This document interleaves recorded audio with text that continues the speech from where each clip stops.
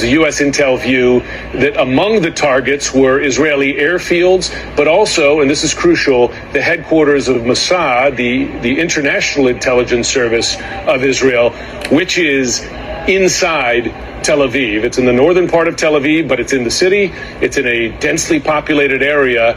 And of course, the concern is if you're firing, even though Iran might consider that a military target, it is in a densely populated city with civilians around it. And that's just one more layer of escalation. So that was CNN doing actually a very good job, surprisingly, of summarizing essentially the events of yesterday. And it's interesting, you can hear in that reporter's voice the genuine concern he has for the fact that a legitimate military target, which is the Mossad headquarters, is in a densely populated area. He's almost already pleading and begging to say, well, the concern is that they might hit a lot of civilians, and this is a concern. There was not any of those concerns when they were destroying Gaza, destroying Lebanon, all these other places they've been bombing for the past year or even longer than that. There was no concern about the civilian targets there. But suddenly, when it comes to Israel, there's a word for that. And I was going to tell you what the word is, but I think I'll let Professor Mohammed Marandi from Tehran University tell you exactly what it is. This puny regime, it is not a state, it is a colony. It is a racist, ethno-supremacist colony which the people call themselves the chosen people. Unlike you, we do not believe in chosen people. And the Palestinian people on that land who've been displaced and pushed into Gaza and who've been slaughtered regularly over 76 years, we will not stand for that. All people in the whole of Palestine must be equal. The Israeli regime, if they strike Iran, we will hit them much harder next time.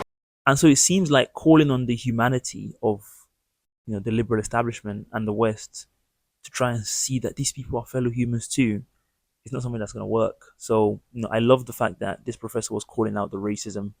The guy couldn't see anything. The presenter couldn't see anything because he had to admit that yes, it is racist by definition to support the rights of one people, but not equally support the rights of the other people to do the same thing.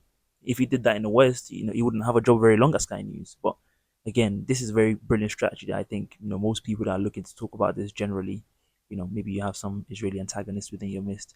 That's a very good point to keep hammering home. We are supporting a racist, apartheid, ethno-supremacist country. Why are we doing this? This is so wrong.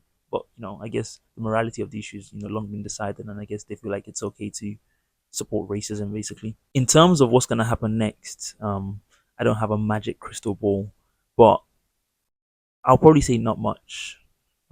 Israel really wants to respond. And when I say Israel, I mean Netanyahu. Netanyahu loves this. This is his wet dream. Anyone that watches Netanyahu is going to come on, the news, in a few days, in a few weeks, and talk about, oh my God, we're surrounded, we're being attacked by everyone. He's loving it. This is exactly what he wants. He wants nothing more than a war against Iran, because if he has a war with Iran, the United States is going to get involved, probably our country is going to get involved. This is what he's looking for. And so I think the United States are probably not going to get involved because there's an election coming up in a month. And even surprisingly that they actually allowed this to go on because this hurts their election chances. Trump is going to be able to present himself as like, look what's going on all around the world when these people are in charge. They're making a mess of the whole thing. The Middle East is on fire. Elect me. I'm going to bring sanity. I'm going to restore everything. Of course, he's not going to do that. But it'll be a bit compelling argument to potential voters who are like, are we about to get dragged into another war? We don't want our children to go die for Israel, which the establishment, both Trump, the Democrats, our government, they would happily send us to go and die for an apartheid state. But obviously, I don't think this is going to happen. So I think for those reasons, I feel like Israel will probably respond, but not do much. And you have to remember that Israel is not responding. Iran is responding. Israel has been escalating, for years. Even going back beyond October 7th, even going back beyond that, Israel routinely assassinates Iranian scientists who are working in their nuclear program. Now, the claim is that they're all working on nuclear weapons, but that's not always true.